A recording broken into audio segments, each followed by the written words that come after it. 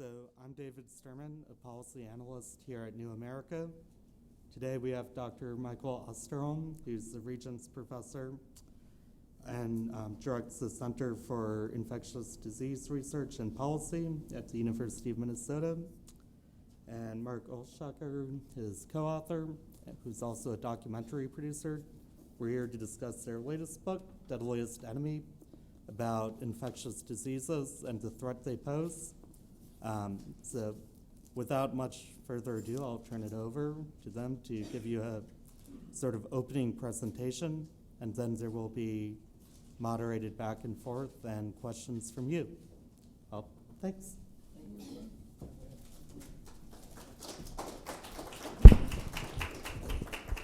Well, thank you. Good afternoon, and thank you for being here. Normally, if I give this talk, I look out into the audience and I usually say, this is two separate talks for this group and that group. And I can only see a limited number of younger people here today because one of these talks is really aimed for you, and the other talk is aimed at those of us who are turning our world over to that younger generation and what it means. And so hopefully through this presentation, you'll get a sense of that. This will be a very brief overview of what we really attempt to cover in Deadliest Enemy, and it reflects really my 43 years in the field. And what I've learned and what I know, and more importantly, what I don't know, which I've come to understand a lot of things I knew a lot better 10 years ago than I know today. And I'm very honored to have all of you here with me. Now, if we had to look at the world we live in today from an infectious disease perspective, this is probably the most important slide I own. Last count, I had about 85,000 slides in my electronic slide file. If I had a slide fire today, this is the slide I'd try to save. In a sense, it basically explains the nature of the modern world of infectious diseases and why, in a world of technology and all the enhancements we actually have a greater risk today of catastrophic infectious disease events than we might have had even several hundred years ago. If you look, this is a bit of an old, outdated slide from 2000, but it really makes the point. If you look here at days to circumnavigate the globe, I'm sorry, this pointer is not working here, but you can see it was over a year in transit by fast sailing vessels 150 years ago. Today, you can get around the world literally over in 30 hours. Just not that long ago, as a perspective, early on one morning, I was in Hyderabad, India. I gave a lecture at the University of Minnesota that night. Not long ago, late one morning, I was in Seoul, Korea, and I gave a lecture at the University of Minnesota that night. And it gives you a sense. Now, this line looks to be very flat from 1950. This is actually the most dynamic part of the line, and I'll share that with you in a moment and what that means for infectious diseases. If you look at world population, today we're at, as you know, 7.6 billion people on the face of the earth. The growth is not uniform, as I'll show you also. That has a lot to do with the potential growth factors for infectious diseases. Think about this. 1 out of every 8 people who's ever lived since the caves is now on the face of the earth. And that number is going to only escalate greater. So there's a lot of implications for that, including the food animals that we have today. For many species of animals, we far have many more today than of any time in history, and that plays a role in infectious diseases. Now, if one looks at world population, I mentioned earlier that the growth is there and it's not equally distributed around the world. This slide from the World Economic Forum shows you that the OECD countries, the Organization of Economic Cooperative and Development, those countries that we traditionally think of, the United States, Europe, New Zealand, et cetera, very little growth there as such. But look in the BRIC countries, Brazil, Russia, India, China, South Africa, as well as the other parts of the world, and you can see this very rapid rise in world population, which is, again, having moved from largely an agrarian society to a megacity society, you'll see what that means for infectious diseases. Now, the other issue that's changed dramatically for infectious diseases is how do we conduct our business in countries today? What do we do? Let me just take a step back and say that 25 years ago, I was in charge of the 50th anniversary of the School of Public Health at the University of Minnesota. And it was a very poignant moment because we had Bill Foege, then the former director of the CDC and at the Gates Foundation, coming to give the keynote lecture. Bill calls me up and says, I got a problem, I can't come. I have a solution, however, President Carter will come in my place, which, wasn't a bad option. But the reason Bill couldn't come is because President Carter actually bartered a ceasefire peace in the Sudan for 72 hours so that they could vaccinate the entire country against measles because of a major measles outbreak occurring. And you know what? Bill had to go and oversee it, and they did it. And there wasn't one shot fired for 3 days, and they vaccinated virtually every child in the Sudan against measles. Today, we'd have a hard time doing that in a single city in some of those countries. And so what's happened is it changes. Prior to the fall of the USSR, there were basically two world powers. And Peter were here, and he is coming. He can talk about that. And when the USSR and the United States decided to do anything, everything happened because every country in the world was a domino behind either one of those two countries. And so when we decided to eradicate smallpox, besides the fact we had a great vaccine, it was a disease which we could easily recognize, we had time to go in and vaccinate in the kind of strategy we used. Basically, that worked because the USSR and the United States decided to do it. Today, who's in charge in the world? Of what? If something happened today in South Sudan, in Nigeria, in Somalia, who's there to be in charge? We have a catastrophic event going on just right now with the famine. And I could go through this. Well, in this Fragile State Index in 2016, take a look at those areas of the world which are basically in major governance strife, if not complete outright lack of governance, in those burgundy and red country areas. Many of the same areas of the world where we have some of the highest potential for these emergent infectious diseases to occur. We're all talking about over 100 polio eradicators have been assassinated in Pakistan and Afghanistan in the last 2 years, just trying to bring about polio eradication. That would have been unheard of 25 years ago. So we've got the setup now, not just the world population, but we also have a governance issue. Then along comes Ebola. And Dan Lucy's here today, and maybe you want to comment on that. Dan was on the front lines in Ebola in West Africa when it occurred. But the after-action reports occurred just like every other crisis we have. We have to have an after-action report.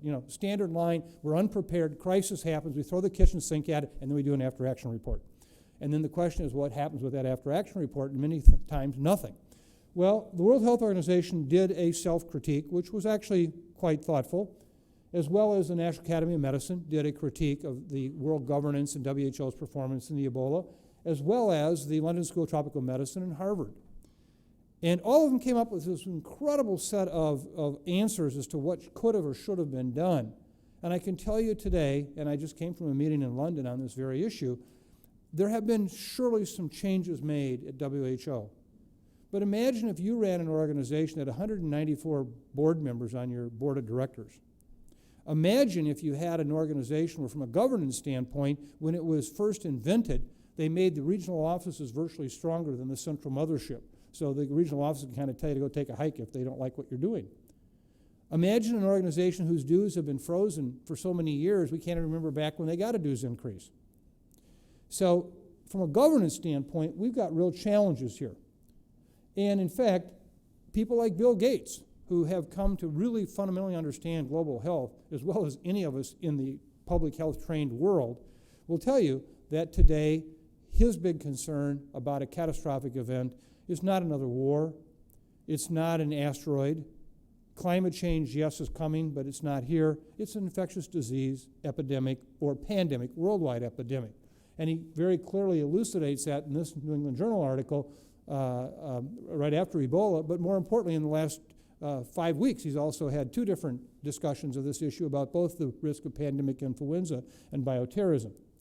To give you some sense of how people seem to always be caught by surprise, and you'll hear more about that as we talk, this was the assessment that came about at the UN following the Ebola crisis, where there was actually a request made to look at the health threats from a UN perspective. And this report, which was issued in January of a year ago, basically laid out again many of the same issues about what needs to be done, what could be done, what has to be done kind of thing.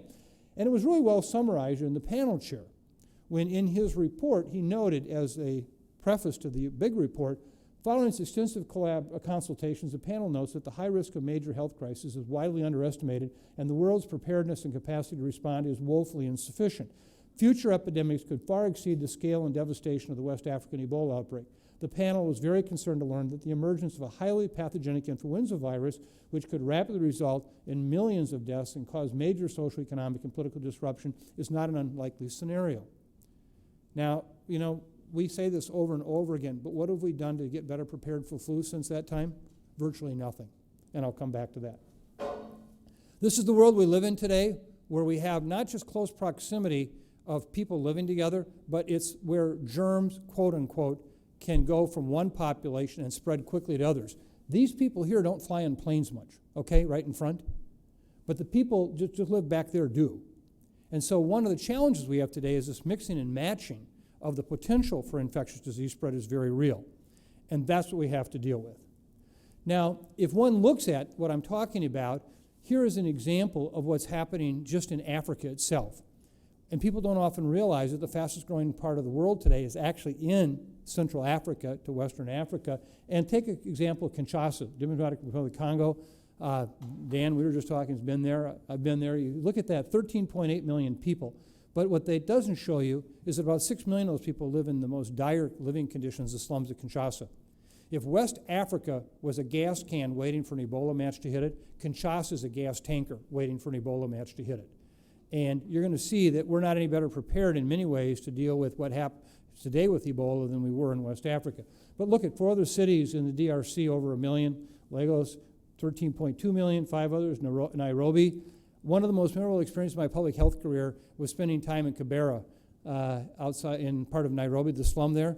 And I, with no disrespect to you, it took a good day to get the odor out of my nose after having been to that particular location.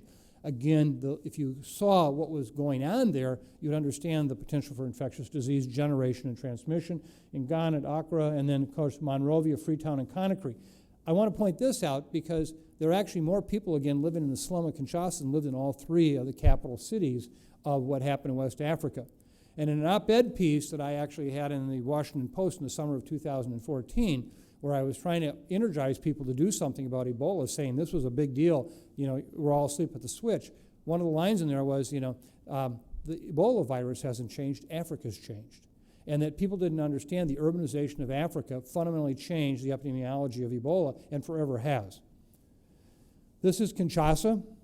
If you've ever been there, you understand the issues and would confront us in terms of living conditions and what that means for infectious disease spread. Now, this is a story that really is a perspectives piece that could be retold for any number of disease conditions in the world. This is Aedes aegypti mosquito, the vector for yellow fever, dengue, chikungunya, and Zika, and a very efficient transmitter, I might add. It's a mosquito that basically won't fly across a city road. It won't fly across a park, an open field. Where it lives, and it requires basically closed habitat environments, we call them, little small breeding sites, basically out of the light, sequestered from what you'd normally think of the big swamp mosquito type things or that. And this mosquito was introduced into the Americas with the first slave ships coming from Africa, not native to the Americas. By the 1930s, you can see where this was located. It was widespread throughout this part of the Americas. And where it was, we have pretty good evidence on population levels. Well, over a period of 30 years, the Rockefeller Foundation and the Pan American Health Organization made it a priority to eradicate this mosquito. Now, we'd probably say eliminate. Eradicate means it's completely gone. But by the time in the 70s, they had not only gotten it out of most of the Americas, but the population levels where those slides are green was very, very, very low. And that was when some of us went into infectious disease, and people were saying, why the hell are you going into infectious diseases? It's a horse and buggy trade, okay? It's done, over with, it's gone. Well, look at where it's at in 2015. And I'll tell you that in many locations, it is hundreds to thousands of times higher in mosquito population per square mile than it was back in the 1930s. Well, what happened? One is, once we accomplished something, we gave up and said it's done. Infectious diseases, you are never done. Every day is a brand new day at either the genetic roulette table or at basically the human intervention level or what we're not doing. And so you can see the change there. We were, in America, set up for this problem, but so was the world. Some of you in this room are old enough to remember The Graduate, the movie. What did we tell Benjamin to go into in The Graduate? Plastics. We now have a modern world where non-disposed or non-biodegradable garbage has become the norm. That and rubber. And so today, it's all the plastic garbage of the developing world that serves as the primary breeding site for this mosquito. One little bottle cap basically thrown off into a ditch is more than enough to serve as a wonderful incubator for the Aedes aegypti mosquito larvae. So think about the challenges we have today. This is the new world order, and I could show this over and over again for a number of other diseases. This is probably one of the saddest episodes and chapters in public health. Venezuela and malaria. This is a wonderful piece. I'd urge all of you to read it in the New York Times. It really details. Venezuela was the first country in the world in 1960s to eradicate malaria out of all of its populous regions. Think of that, the first country in the world. They beat everybody, including the United States. Today, it is a disaster. What's happened with the economic downturn, high unemployment rates, etc., these people now are all illegal workers in the mines of gold mines of Venezuela. Many of them are architects, lawyers, part of the 40 to 50% unemployment rate that occurs in many of these areas. And what's happened is malaria now, where it wasn't completely eliminated from Venezuela, has come back to infect these people, but guess where they go? They go back home and they get sick.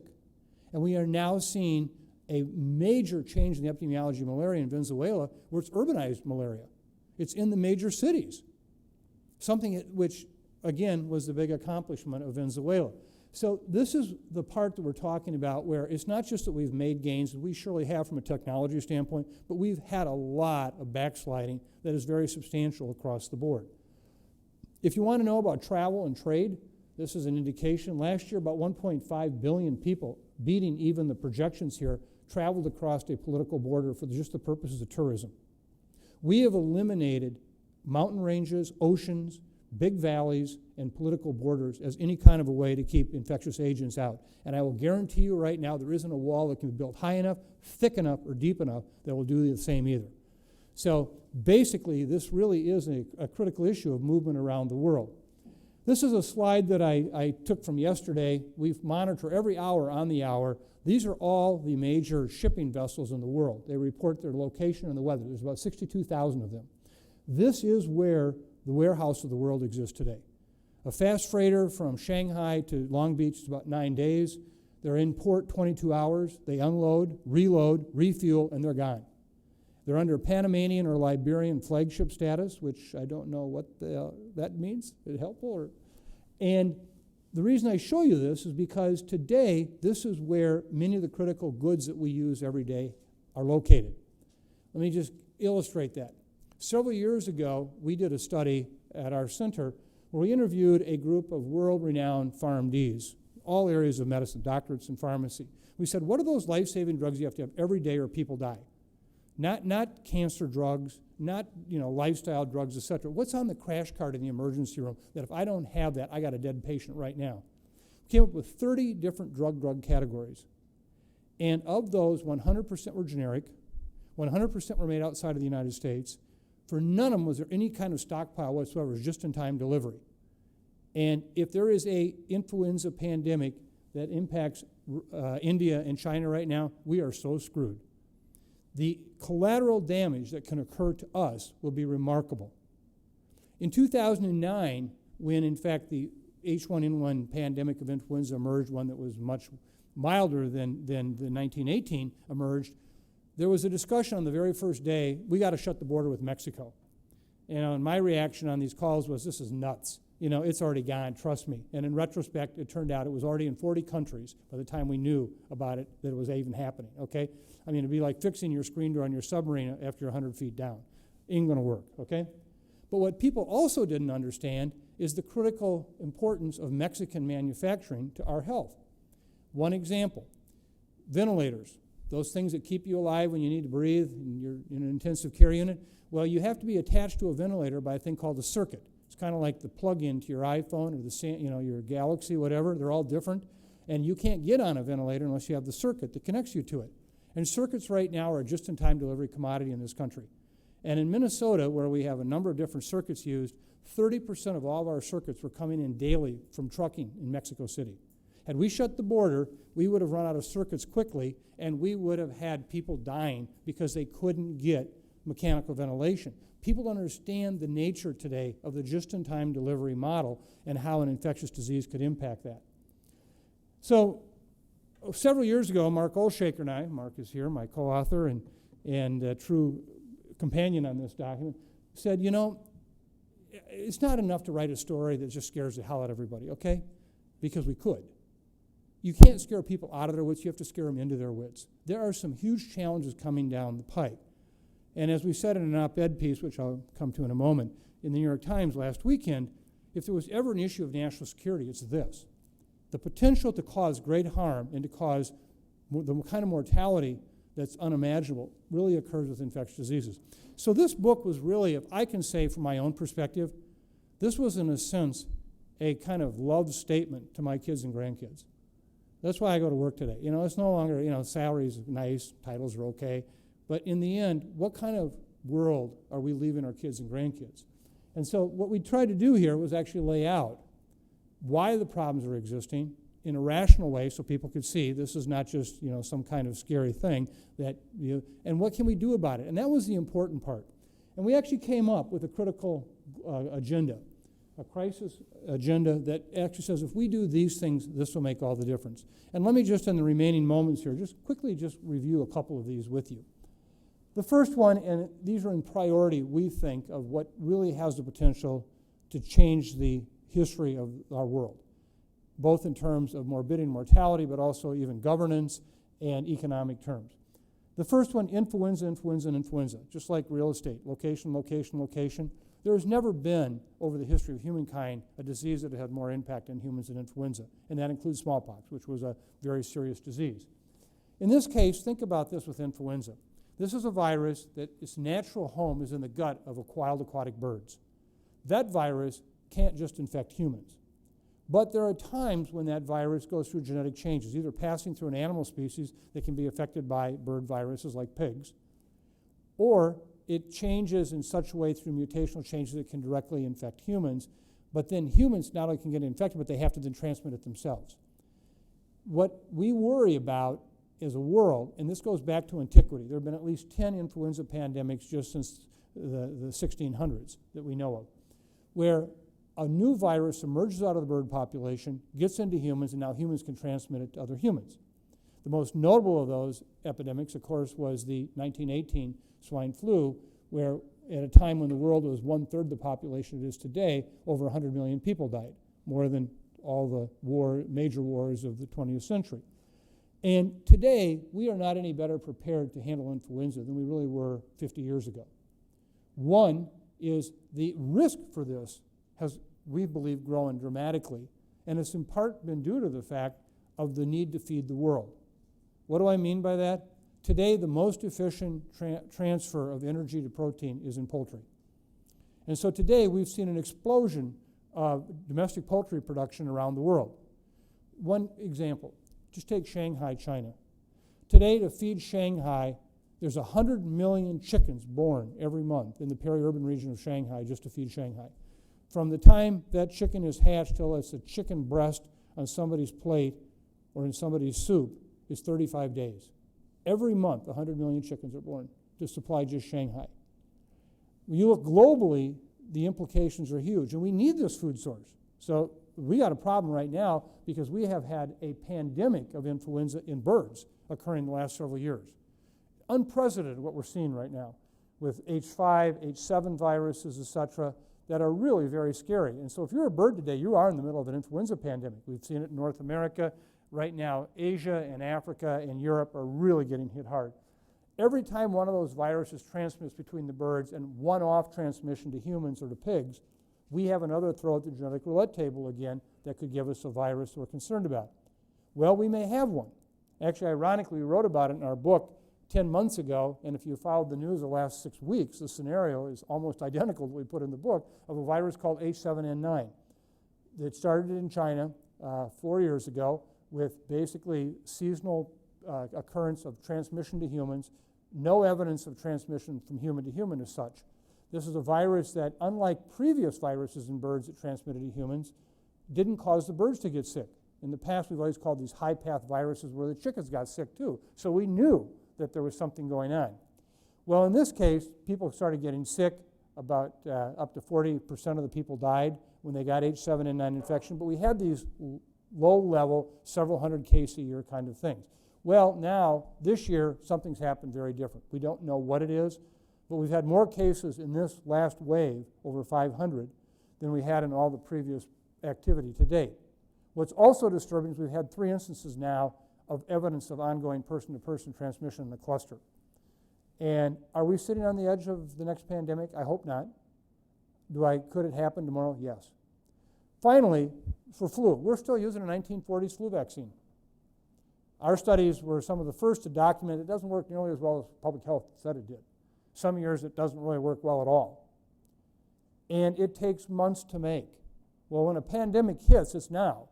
And even if the second wave occurs, which could be 3 or 4 or 5 months down the road, we'll never have vaccine for even our country, let alone most of the world. Think about this, and again, this is a priority issue. I very much support the fact that we've been spending $1 billion a year for HIV vaccine research for the last decade. Last year, we spent $35 million globally on new influenza vaccine research, and that's it. 7 years ago, Francis Collins at the NIH said we would have a universal flu vaccine in 5 years. He has said it multiple times since then. We're not any closer today to a universal flu vaccine than we were 7 years ago. And yet, I believe very much that we can have one. And take this as the voice of pessimism saying that, okay? In 1984, I got in a fair amount of trouble with my colleagues because when Margaret Heckler, then the Secretary of HHS, and at that time Bob Gallo, who was the co-discoverer of HIV, had a press conference, they said, we're going to have an AIDS vaccine in 2 to 3 years. And I was quoted in the papers the next day saying, we're not going to have an effective AIDS vaccine in my lifetime. I don't know how we're going to do that because what we know about retroviruses would take a beam-me-up Scotty machine technology to make that happen. Well, I sit here in 2017, and I stay by my statement. I don't think we'll see an effective AIDS vaccine in my lifetime. Now, juxtapose that to the fact I think we can have a universal flu vaccine in the sense of H1, H2, H3, H5, H7 if we just put our mind to it. We are not only not doing a Manhattan Project, we are basically not even doing a project, period. So this is one area. The next area that I just have to comment on is antimicrobial resistance. Think about this. The bugs have been here for a long time. And from the very first moment, they have been competing with other bacteria, et cetera, for the purposes of living, survival, space, and food. So what did they do to do that? They created things called antibiotics. So the bacteria make the antibiotics, for example, kill other bacteria. We have only been late to the show to make that happen, where we have antibiotics. And so today, basically, we're living on an entire evolution process in microbacteria going back millions of years.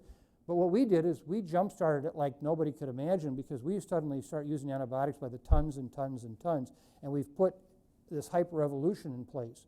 And so from the time of the 1930s to now, we've seen this massive increase in that bacteria, which reproduces every 20 minutes, has genetic mistakes. Most of them are deadly to the organism, but some of them actually are advantageous. Like now I don't need to worry because I can skip that step that the antibiotic impacted on, and now I survive in the face of the antibiotic. So today, we are literally beginning to enter the post-antibiotic era. And I could show you a whole list of diseases today for which we are having a hard time treating them. Now, our grandparents and great-grandparents grew up in a world where a scratch or even a surgical procedure could mean automatic death. And we're going back there. And what have we done? Basically, we have made some effort, but globally right now in human and animal use. And animal use today is the predominant use for agriculture. And we are really not taking this seriously. We talk about it, but if you look globally, we have done little to curb the use of antibiotics. We've done little to bring new antibiotics to the market. Imagine today I'm a pharmaceutical company, and I tell you, I want you to invest $1 billion in a new antibiotic, and I want you to take the risk it might not work. But if you do, it does work and it's ready to go. Once you sell it, I want you to basically sell it to nobody unless they absolutely need it. And then I want to be sure they use the least they can. Be like a car dealer saying, I'm going to sell you this great car, but you only drive it between 8 and 10 on Sunday mornings. They're going to say, well, I'm not going to sell that car. I'm not going to get that car. So we don't have a market today for new antibiotics in any meaningful way. We need to change that. And finally, we need to make new vaccines, which we can, for some of the diseases that we're treating today. Wouldn't it be nice if we could prevent them? One of the recommendations we'd made in the book, which I don't know today given the politics of the modern governance structure in the U.S., we need an intergovernmental panel on climate change-like group that basically keeps track of where all the resistance is, what's going on, who's doing what about it, how much antibiotics being used, where is it being used, what are the changes. We need data, and we have very little of that. Quickly, just vaccines and diseases of critical importance. Today, we're sitting here with Ebola.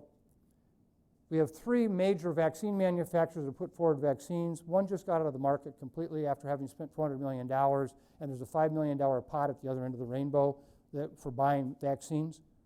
I mean, grant you there's been government support and foundation support for these vaccines, but you know, if we had a problem tonight in Kinshasa, we don't know how we'd use the vaccines. I've been very involved with this. I co-chair a group called the Ebola Vaccine Team B group with Jeremy Farrar from the Wellcome Trust. We have 26 international experts on this group. We just issued our last report saying there are so many unanswered questions about Ebola vaccine, and we got to go there. So this is an area we need it. Finally, let me just last two here in mosquitoes. I've already showed you the slide on that. We already know that we have a real challenge with mosquitoes. They are still the #1 deadly enemy, you might say, in a living form, and that's going to be huge. And let me just say one last word on bioterrorism. This is one where we know that, in fact, this future is unfortunately ripe for this to happen.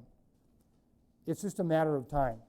The difference is every day that we live, we are finding that technology more and more and more favors somebody doing something to organisms that they couldn't do before. I was very involved in the 1980s with the big debate discussion about what to do about smallpox virus. It was supposedly left in 2 laboratories in the world, USSR at that time in the United States. And should we destroy it or not? And the argument was made, don't destroy it because we might need to do research on it. The others said, no, get rid of it, and if it ever shows back up again, it'll be a crime against humanity. Well, in the end, there was a compromise. We now had the new technology at the time to genetically basically sequence the whole virus. And this is a huge, huge virus. So nobody even thought about somebody using that for nefarious regions. In 1990, no one could have imagined that in 2017, there are laboratories in the world now that can make smallpox virus just from the published sequences. It's no longer necessary to have the virus, which is something that we've been working on to fight against that anybody get their hands on it. Now, do I think anybody will make smallpox virus? I don't know, but they could. So this just gives you an idea of the preparedness levels we need.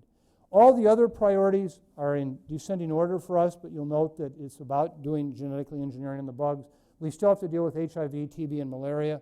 Right now, we've made great inroads in HIV treatment in Africa, but the problem is we have now more people being infected with HIV than we're treating, and that number is growing. Climate change is clear. It is going to impact infectious diseases, particularly the vector-borne diseases. There are many cities in the world that actually were established back in quote-unquote ancient times to be above the yellow fever of the malaria belt. And with global climate change, we're seeing those mosquitoes go higher and higher in elevation, like Mexico City, that are going to have big impacts. And then it's about the animals. In the book we talk about today, we have to understand so many of the diseases we deal with are really all about the interaction we have, particularly with food production animals, and the jungles of the world where we're still seeing new viruses emerge. So in this book, we actually talk about what we need to do. Now, our book probably comes out at either a very opportune time or a very inopportune time. This was our op-ed piece in the New York Times last Saturday, in which it's really talking about if you really want to deal with national security, the last thing you want to do is cut in this area, which is what has been proposed, and you want to invest in it. Let me just conclude by saying I kind of put this in a perspective. Sir Winston Churchill once said, it's no use saying we're doing our best, you've got to succeed in doing what is necessary. And right now, we're hardly doing what's necessary. Lewis Carroll once said, if you don't know where you're going, any road will get you there. And I feel like sometimes, despite all these reports, I don't know which road we're going or where we're going or why, or what a priority is. And we try to offer priority. Finally, I am an optimist by nature. And I think maybe that's just human nature for your kids and grandkids. But are these the shadows of things that will be, or are they the shadows of things that may be only? And it's our hope that they'll may be only. And let me just conclude with the last paragraph from our book, because I think it really defines it all. If we do start questioning and demanding, as we should, and our leaders start rising to the responsibilities in public health, will everything we proposed and endorsed completely neutralize the threat of infectious diseases and severe, even terrifying impact on modern life around the world? Of course not. But what we can do with the necessary collective will and commitment of resources is to give many more people throughout the world, particularly our children and grandchildren, the chance to live out normal, healthy, and productive lives. And we can trade innumerable bad deaths for good ones. And that is all we ever hoped for. And that's what this book is really about, and the issues of infectious diseases. Thank you very much. Stephen.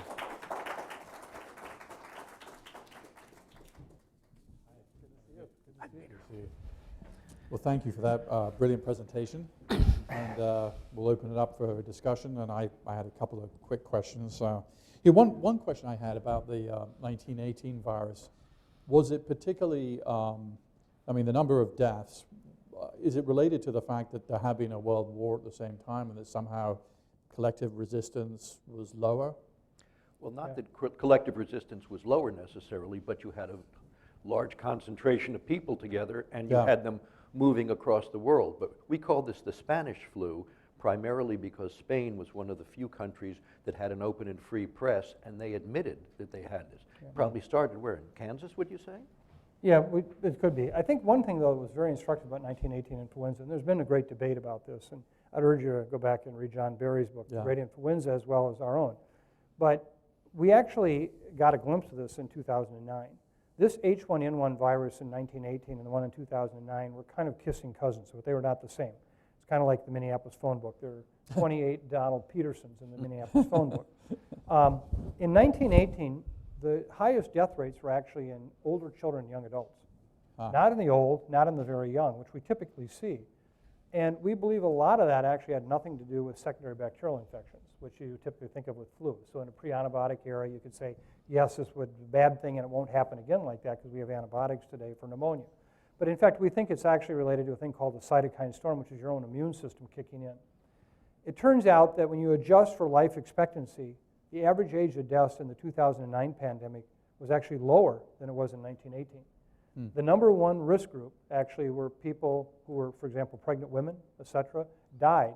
Whereas if you see the typical kind of seasonal flu with H3N2, another one, it's older people. So there's something about this virus that has the potential to kill people that you yourselves contribute to. And what we worry about is another H1N1-like agent. And that's what these birds viruses we're seeing today are acting like. If you look at H7N9, you look at H5N1, any of those, it's affecting younger people with very high mortality rates, and they're dying more from the cytokine storm than they're dying from secondary bacterial pneumonia. I'd actually be more comfortable with secondary bacterial pneumonia. We might actually have impact. So this is what worries us, is that the next one that could come could very well be like 1918-like event. You're in a kind of unfortunate position because being a Cassandra, I mean, if you're right, but you know, and then sometimes you're warning and things don't turn out to be as bad as they could be. Well, in this business, it's kind of like what you do, Peter, in terms of terrorism. The best thing that can happen is nothing. Right. So it's very difficult to prove that you did something to make nothing happen. But I mean, I'm struck by the analogies to people who were warning before 9/11. It was a very small group of people that Al-Qaeda was a problem, and obviously, you know, 3,000 dead is very different from 30 million dead or some. You know, the cost of these events that you're describing is going to be orders of magnitude worse. So I guess a sort of series of questions. One is, I mean, to what extent do you think the Trump administration and their sort of NSC and their, you know, their strategic planners, are they kind of cognizant of this or thinking about this? To what extent was the Obama administration thinking about it? To what extent are NIH cuts relevant or not to this, the ones that are being proposed? You want to take that? Yeah, well, I think, first of all, let me just add perspective. I've served roles in the last 4 presidential administrations. When I was state epidemiologist in Minnesota, I served 2 Republican governors, 2 Democratic governors, and I recall 1 independent wrestler, Jesse Ventura. and no one could tell you my partisan politics. You know, I was just another private in the army of public health. And so any comments I make today, please keep that in mind. But I think today it's a very difficult situation, frankly frightening to me, is because we not only now criticize science, we don't believe in science.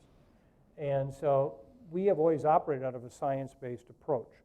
And to see these kind of, this discussion today we have in this administration. The second thing is, we still don't know who really is in charge. We're waiting for that very high senior executive level individuals to be recruited and brought in. President Trump doesn't even have a science advisor at this point. I mean, we have HHS, et cetera. Right. And the final point I would make is I think our government has done a lot, but still with the influenza vaccine as an example, we have not dealt with that issue, nor has anyone else. So there are things that no administration really has effectively dealt with flu. And I think that's a critical issue. What we're talking about in this book has the potential to kill more people than any armed conflict you can think of, including an atomic bomb. Yeah. And yet we're putting next to no resources into it. And if there's as we said in the op-ed piece, This is national security on an existential level. I mean, from a sort of Machiavellian point of view, maybe the ideal thing would be something that happens that is not so big that it's catastrophic, but big enough so people actually react to it. And, and that's true. And I think, though, if you look at influenza right now, that is the one that is, if you had something happen, if anything, people came away from the 2009 pandemic and said, oh, that wasn't so bad, not realizing how many young deaths occurred in this country and around the world. But the second thing is, we also have the challenge of antibiotic resistance, which is what I call a slow-moving tsunami. I mean, basically, it's coming, and it's worse than we even thought it might be today 10 years ago. And, when we have TB, we can't treat anymore, and 1/3 of the world is infected with the TB bacillus. When you have the situation where the number of healthcare, I mean, one of the areas our center is dealing with a lot right now are device manufacturers. And why? Because they're getting more and more situations where they get drug-resistant infections in an implant that they now have to take back out because they can't treat it other than to take it out and debride it. And they're all concerned about, will we be able to do surgery in 10 to 15 years from now safely on these things? So I think we have these things. It's just not one place where it's the obvious, I was just having been in London this week, everybody now is talking about the bridge. We don't have those kinds of events that could be a wake-up, and that's a challenge. What about, you mentioned bioterrorism. I mean, Bruce Ivins obviously killed 5 people, caused $1 billion worth of damage in the months after 9/11. He was one of the most advanced microbiologists in the country. To what extent, how would you characterize the dissemination of knowledge about microbiology that could do damage? So, meaning that, is there kind of a Moore's law in this area where, stuff that would have been very difficult to do 20 years ago is now something that a graduate in a lab in Indonesia could do? Mike mentioned, smallpox and recreating it, and maybe even possibly from our Russian sources, recreating it in a way that our current vaccines wouldn't work. But you mentioned anthrax in 2000, and that was a tiny dissemination. Right. Mike, why don't you talk about what would happen, because we've looked into this. If an aerosol, a crop duster aerosolized anthrax, again, nothing new about it, we've known about it for a long time, aerosolized anthrax and flew over the Mall of America. Tell us what would happen. Yeah, well, let me even paint it in more, I think, clear terms, because you really hit on something more. Today, we use a bacteria basically from the family Bacillus thuringiensis as vector control. And we use that in the Twin Cities. We spray things, et cetera. This bacteria eats the instar larvae of a mosquito, and so it's a good mosquito control program. We've actually been involved with studies where we use today's modern technology for detecting these germs in the air, and we've actually put detectors miles and miles downwind when a routine Bacillus thuringiensis event is done so that we can see what happens. And even though this stuff is made rather crudely, this Bacillus thuringiensis, and it's meant to be heavy particles so they fall down and fall on the leaves and so forth, everything right where it's sprayed, we found that 40 miles downwind, we could pick up a huge cloud, Bacillus thuringiensis, within hours after it's basically launched out of the spray plane, okay? Yeah. And you know what the difference between making Bacillus thuringiensis and spraying it in Bacillus anthracis? About that much. So the technology already exists. I mean, it's there. We do it. The other thing, though, that we even now have aerosol particle technology for internal sources, where if we hit a large mall or a large building or we hit Manhattan, we don't know how to disinfect it. Imagine if we could not disinfect Manhattan.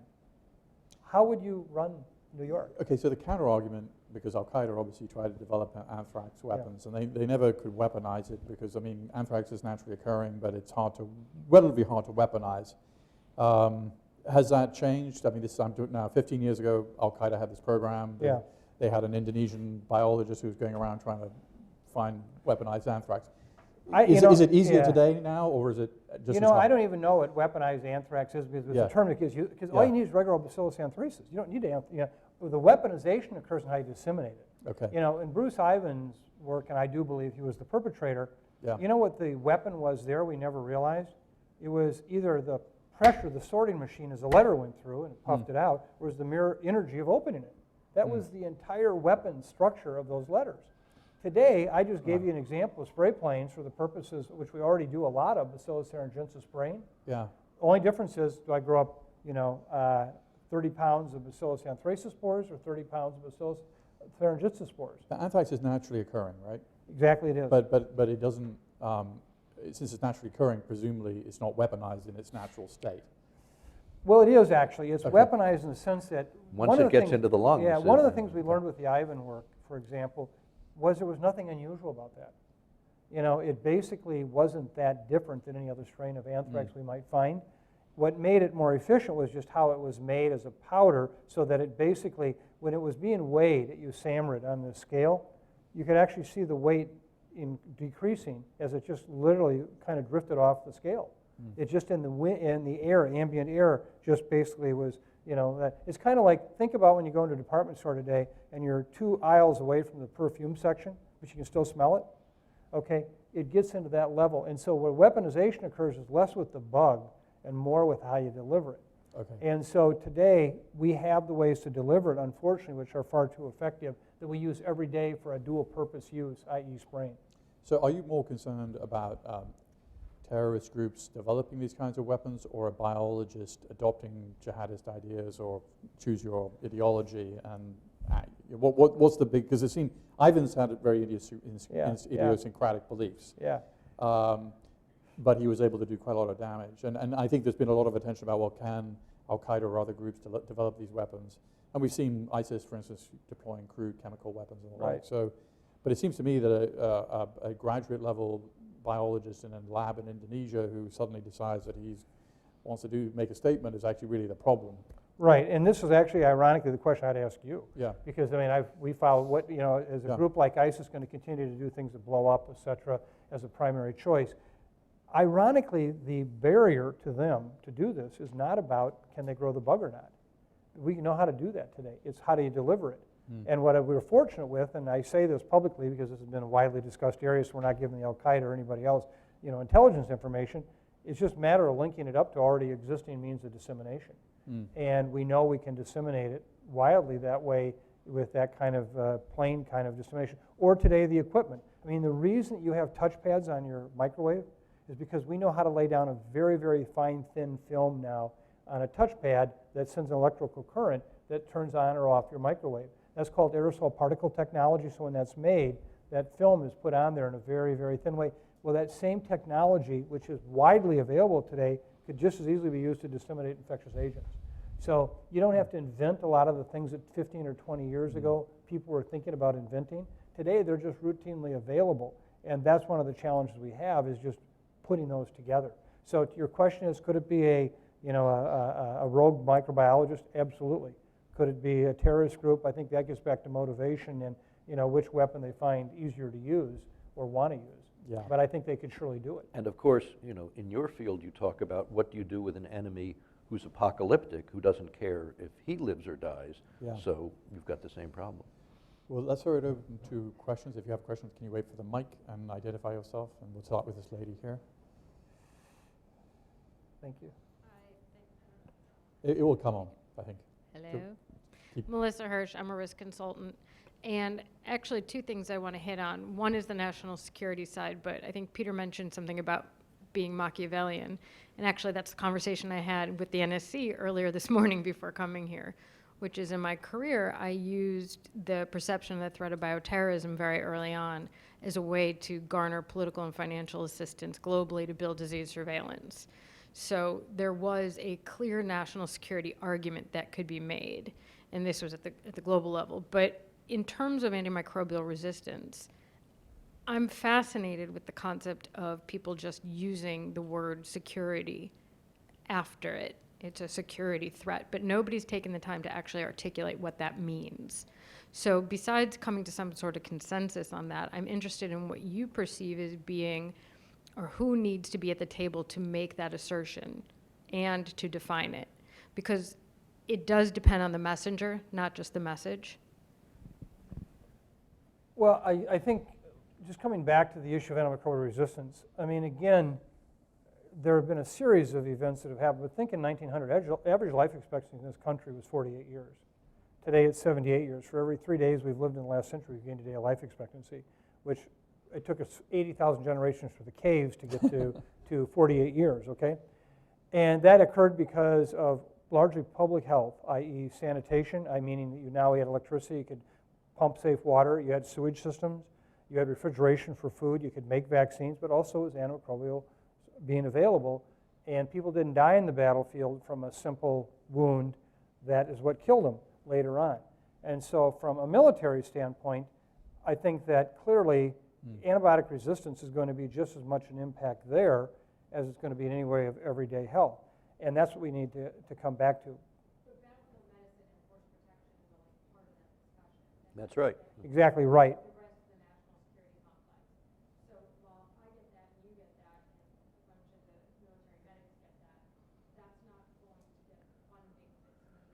Well, that's what we're trying to do with this book. Well, first of all, let me say, which Mike can't say, it's a great medical detective story, first of all, which is, so we hope it'll be interesting to you. But the second thing is, we are stressing the point that this is national security on the most existential level, and we've got to understand that. We were at a conference at the National Academy of Medicine recently where one of the participants said, you know, if we could show that each little Aedes aegypti mosquito was actually a miniature drone controlled by ISIS, we'd get all the money we needed. Indeed. Yeah. So I think you ought to get back to what you're saying is that one of the other issues that comes up about this idea, though, of forest protection, et cetera, and security, this is one where I find I'm very challenged right now by the tenor of the discussion in our federal government, is you can't build a wall big enough, high enough, wide enough, thick enough that's going to keep these out. And so what happens somewhere else in the world really matters because that is a plane ride away. So a terrorist event clearly somewhere is not good. They're going to happen here in some way. But you know, we're fighting wars over there supposedly to keep them from coming here. That is absolutely the last we're going to be able to do with infectious diseases if we don't fight them wherever they are in the world. So cutting international support for this kind of work is just penny wise and pound foolish. And we've got to be prepared ahead of time. You don't start a war in the Mediterranean and say, okay, now we're going to requisition an aircraft carrier, and 18 months from now or 3 years from now, it'll be built and we'll be able to use it. We've got to have that aircraft carrier beforehand. Gentleman here. Hi, my name's Dave Price. I'll speak as a grandfather. Thank you for giving me more reasons not to sleep well tonight. I always appreciate that. Peter's good at that, too. Do you have kids or grandkids? Pardon me? Do you have kids or grandkids? 2 kids or grandkids. Okay, there you go. That's your answer right there. I got it now. Okay. Well, they live in Atlanta, so they're near the CDC, maybe those are. But the idea is this. I know you don't really want to be political, so I'll take that role for a minute. Probably the most troubling thing coming out of Washington now is this anti-science idea. That affects everyone. You know, but here's the thing. If you want to be an optimist, somebody's going to have to fill America's vacuum in that sense. Do you see any other nations coming to the fore, whether it would be an emerging nation such as China? I don't think, I mean, Africa's not in a position to do that yet. So is there is Vladimir Putin going to have a religious experience and suddenly jump in? Or who will take this mantle that really America's had for a long time about being a leader in science? And now suddenly, we're back in Salem, Massachusetts in whenever they were running around. Yeah, that's 1693. Yeah, that's an absolutely critical question, and I would say right now that it's been a relative lack of global leadership on part of every country, and the World Health Organization is right at the tip of it. There are wonderful people at WHO that do some incredible work, but the way the organization is set up and how it is governed basically makes really leadership a challenge. If you look at countries across the board, I mean, the United States has been, without a doubt, the leader in dealing with these issues, both from, I think, an altruistic standpoint, but also a strategic and force protection standpoint. Norway, surely, as a country by size, has done more than its lion's share of work, and they continue to be very involved. But I think that globally, just look at the kind of free fall status we're in the Americas, whether it's Caribbean, Central America, South America, and Zika and dengue. I mean, one of the things we talk about in the book, and I surely don't want to be insensitive here, but why did it take young children being born with small heads, etc., which graphically can be depicted, when many more people were dying every year from dengue in those same countries with the same mosquito, with the same problems, but nobody talked about it because it wasn't young babies. And I think that the fact that they hadn't addressed those, and it hasn't been dealt with, where we already had a major problem already, gives you an idea that internally, like Venezuela and other countries, they're just not there able to do it. And so the question is, should the United States step in? Well, you can argue we can't be the public health agency for the whole world. On the other hand, we have to pick and choose and say, but these are strategic issues that could really dramatically negatively impact. You know, I really care about those manufacturing plants in China and India that are making those critical life-saving drugs that I just talked about that during the next pandemic won't be available. So now your wife or your brother or your sister are dying in the emergency room because of a simple drug that they couldn't get that today we just take for granted will be there. We have a strategic interest in what happens in India and China, and we'd hope that they would do the same. Right now we don't have evidence that they're doing anything to support that system, nor are we, though. Gentleman here.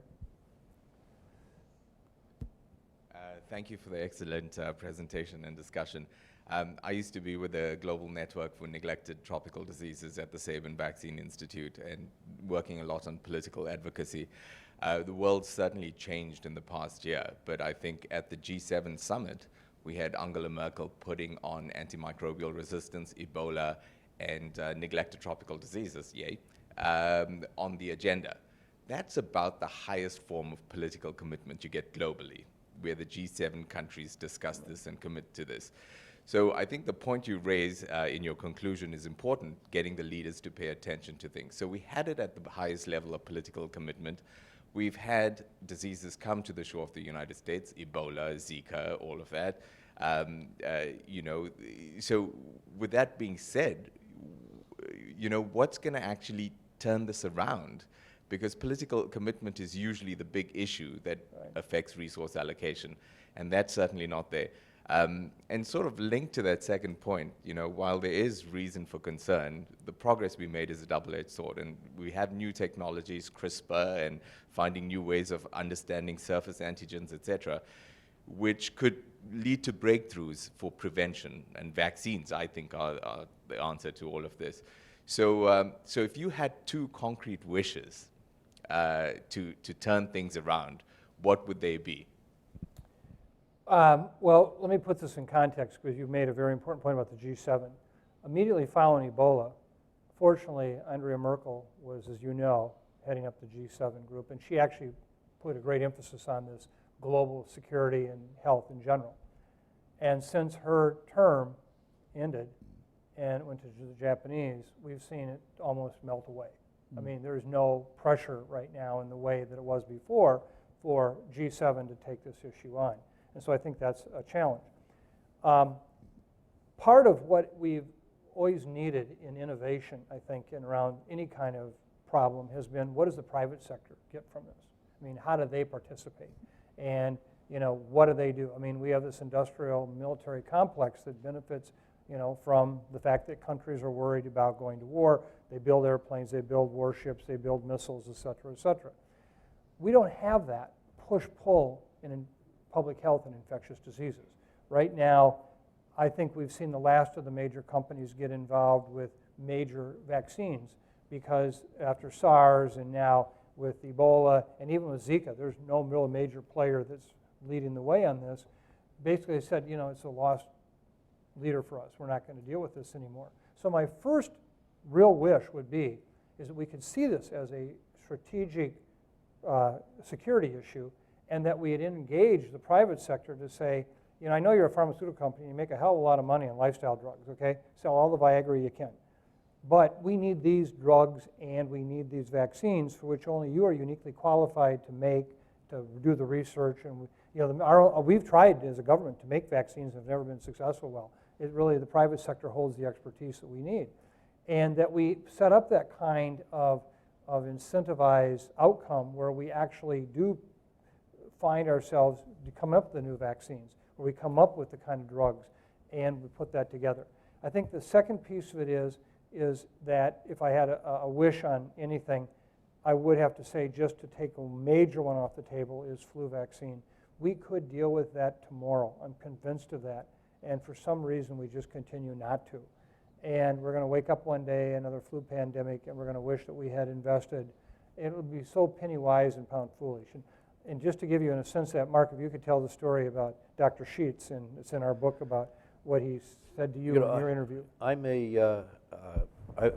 spent a lot of my career as a documentary filmmaker as well as a book author. And Peter, you may remember that you worked with us about 12 or 13 years ago on a series with Ted Turner called Avoiding Armageddon, of which I was one of the producers.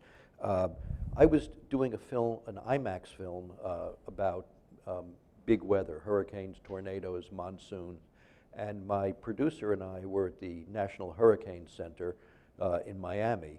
Bob Sheets was the director at that point, and I said, Dr. Sheets, in the midnight of your soul, what is your worst nightmare in the hurricane field? And this was in the mid-90s. And he said, oh, that's easy. We all feel the same way. Category 5 direct hit on New Orleans. So the point is, everybody knew it. They knew it was going to happen. By the time Katrina hit, I think it was a Category 3 storm. It wasn't even a Category 5. And it became the most expensive natural disaster in history. So the point is, they knew about it, but nobody did anything. They were warned, nobody did anything about it. It's the same with all of this building on the barrier islands and coastal communities. There's no way you're going to evacuate people. You just have to deal with these realities, and we're not. Sadie here.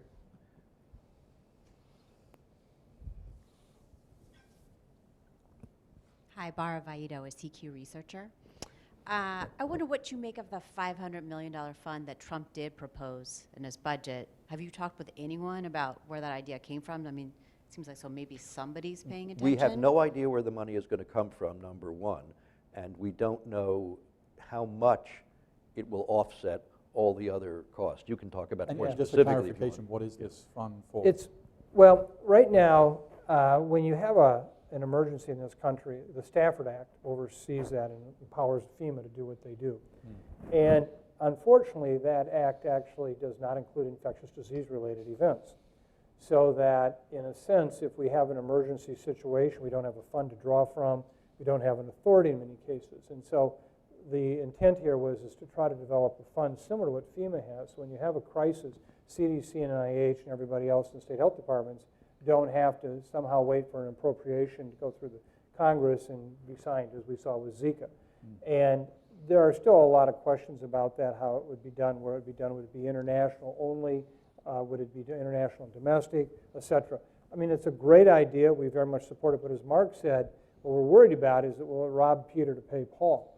And in that case, it will sit there when we could be using it. And what I'm afraid is it could be a justification for further cuts. If you've seen the budget cuts proposed, and again, I emphasize they're proposed, they would really cut at the heart of a lot of public health preparedness. And you know, we don't really have any details on it. I mean, for 7 years, we were promised an immediate replacement for Obamacare. Turns out there were no details. I think the same thing could very well happen here.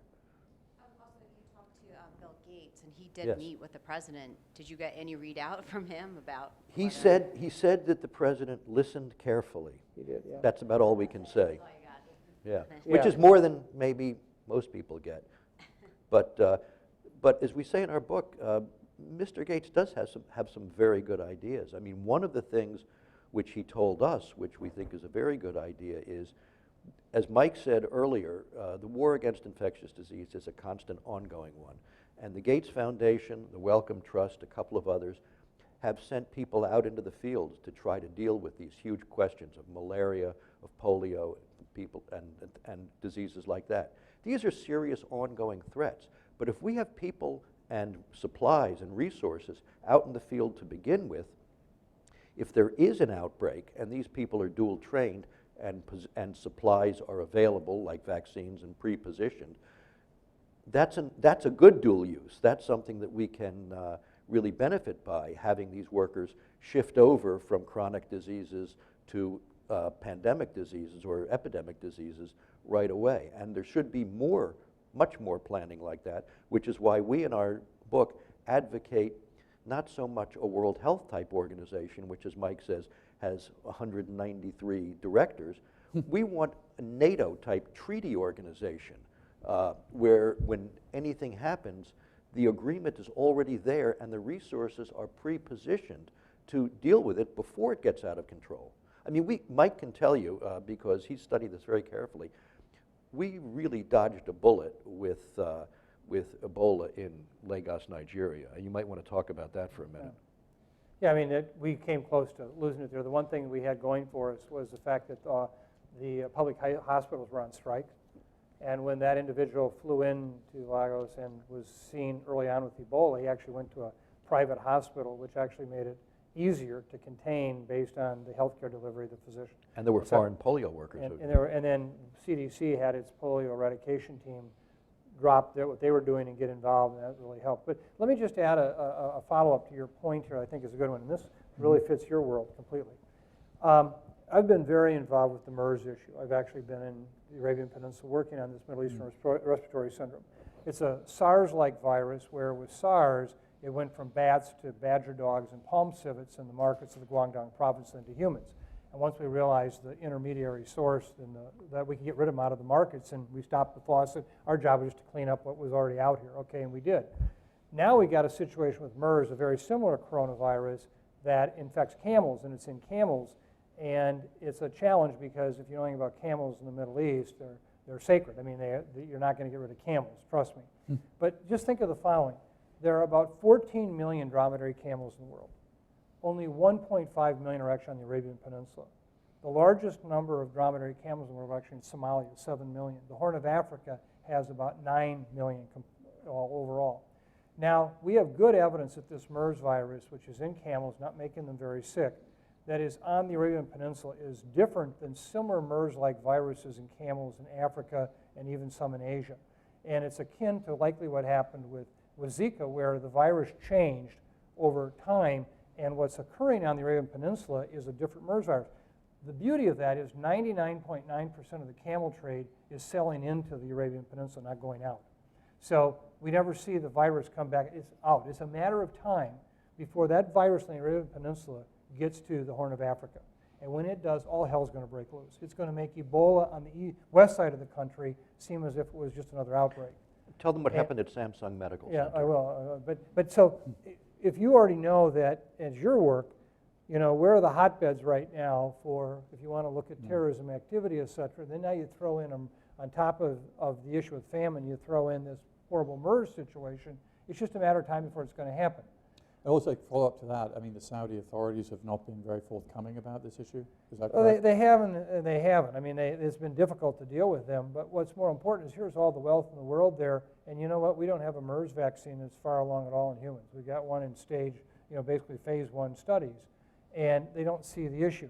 Mark was referring to the fact 2 years ago I gave a talk here at the National Academy of Medicine at a meeting, and I said just a matter of time before MERS virus actually travels with an individual and goes to other parts of the world and causes, the temporary catastrophic event kind of thing. 6 weeks later, we had an individual who traveled from the Middle East back to his home in Seoul, Korea, was seen at 3 different hospitals.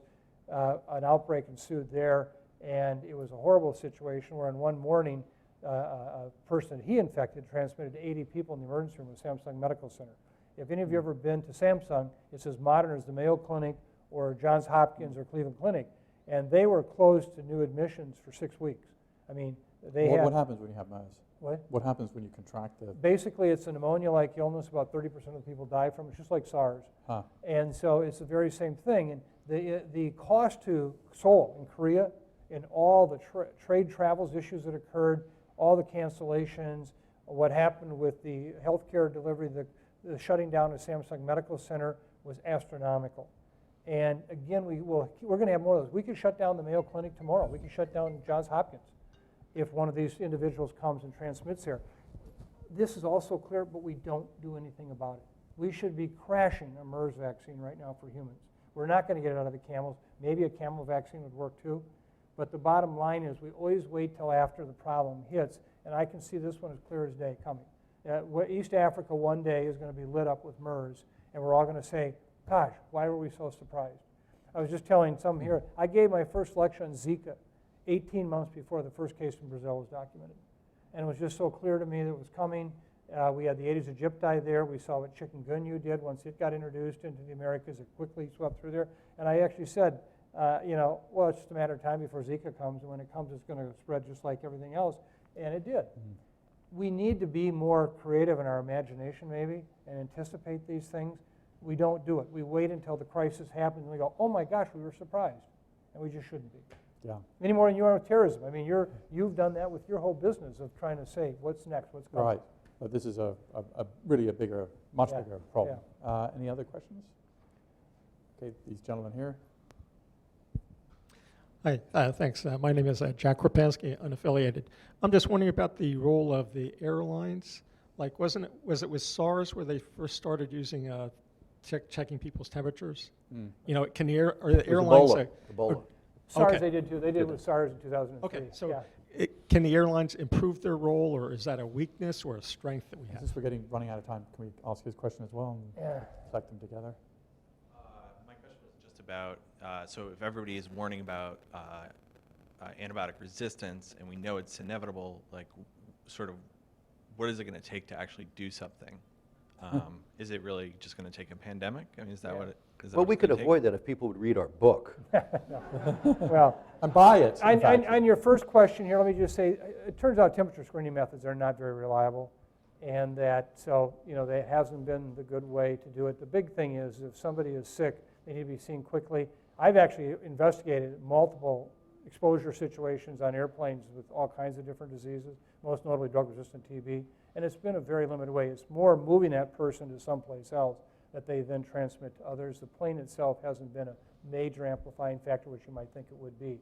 And again, we want to make it science-based. I see this in Asia often. It's a common practice. You'll see them with a surgical mask on, not an N95, which really does nothing to stop the air from coming in, but then they wear it below the nose, and it's almost decorative. It doesn't do any good whatsoever. And so there's what we want to make sure. We don't want to give people a sense of they're doing something when they're not. Your question, antibiotic resistance, is right on the mark. I mean, we can see this one coming, and we need to help people understand the role. Two things happen. Doctors don't want to disagree with their patients. They don't have enough time to disagree. They find patients and rank them poorly. We need to do a better job of educating patients why they shouldn't get antibiotics. They don't need them. But also, if you're a doctor, and we talk about this in the book, if you have that 1 in 10,000 likelihood that the patient coming in today will die if you don't give them antibiotics because of a very rare thing, when the other 9,999 would do just fine if you didn't give them antibiotics, you're going to always default you don't want that one to die. And somehow we've got to, if you're following standard guidelines that have been recommended, you should be held harmless. If something does happen where you did document that basically you did everything right, this was the 1 in 10,000 that was a bad outcome.